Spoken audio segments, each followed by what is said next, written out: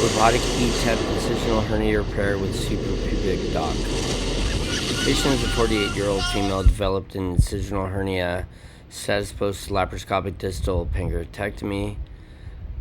CT scan of the abdomen pelvis reveals an incisional hernia, and as per Carbonell equation, although not sized, patient did have narrow recti, which makes lateral docking a little bit difficult, but it looked like a Reeves would suffice per Carbonell equation. So my plan was to develop the right retromuscular space and then to laparoscopically dissect below the arcuate line and place 3 trocars in the lower abdomen. This is Keegan, who is entering into the right retromuscular space, as you see here.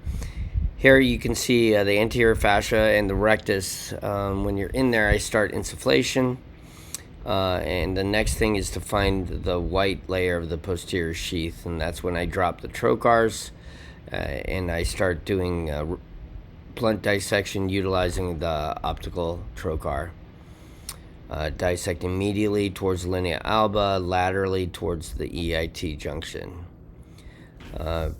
Plan to place 2 more robotic ports, and this was if the suprapubic dock didn't work.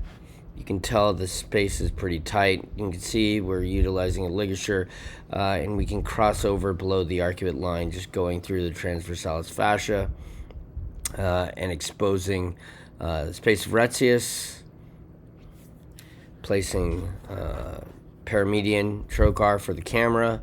Try not to violate linea alba, which can increase the risk of incisional hernia, and then go through the contralateral rectus to cross over.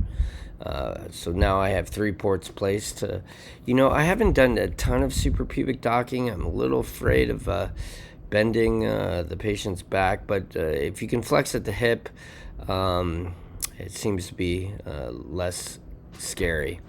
So I always talk about PAPS, dissecting the preperitoneal aspect of posterior sheath, dissecting the retromuscular aspect of posterior sheath, and then incising the posterior sheath. My plan was to continue posterior sheath incision until we get adequate overlap cephalad to the hernia complex around the level of the xiphoid process.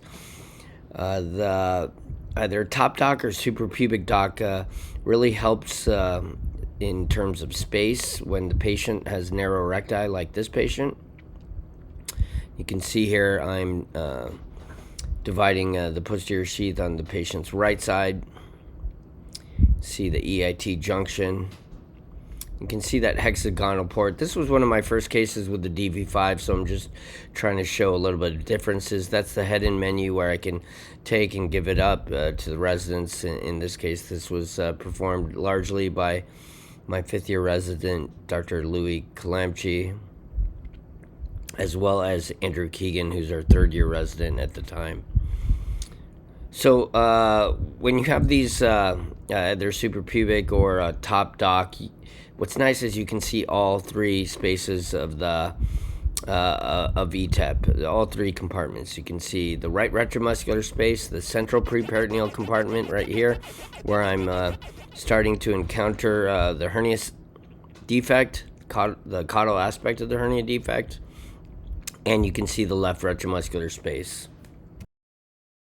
As we start dissecting the upper posterior sheath, you can start seeing how the posterior sheath becomes thicker. That's the TA ridge, which is a nice nuanced visual landmark to tell you where you are in space.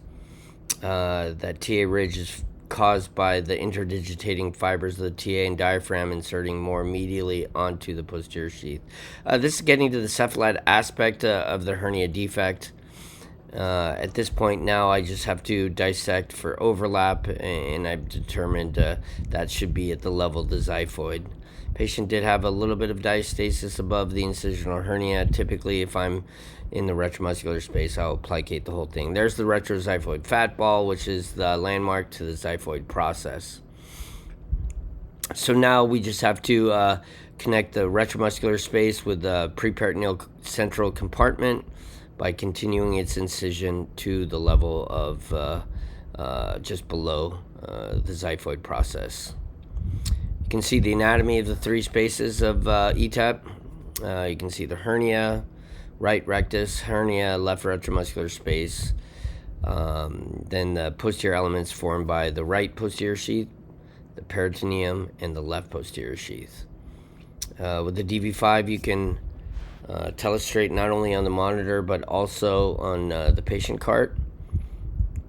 This is utilizing a number 1 barb suture to primarily close this defect. We also decrease pneumoperitoneum. You can see that both Louis and Keegan are doing this part while I'm telestrating and showing the view from the patient cart monitor. So after primary closure of the defect, we measure it, close any peritoneal rents. I don't close the posterior sheath in Etep. I think the risk is too high for posterior sheath dehiscence I just don't really see the benefit right now. I don't know, I may change that in the future.